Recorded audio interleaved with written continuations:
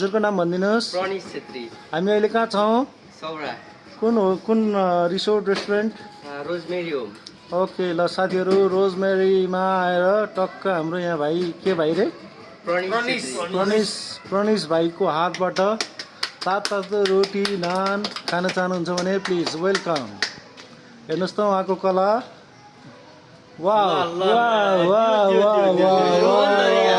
यो हो नि त तरिका। Give a big clap. ल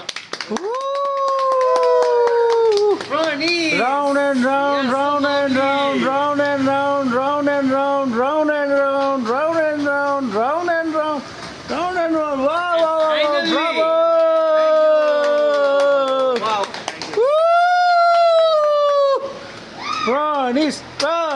Pranis.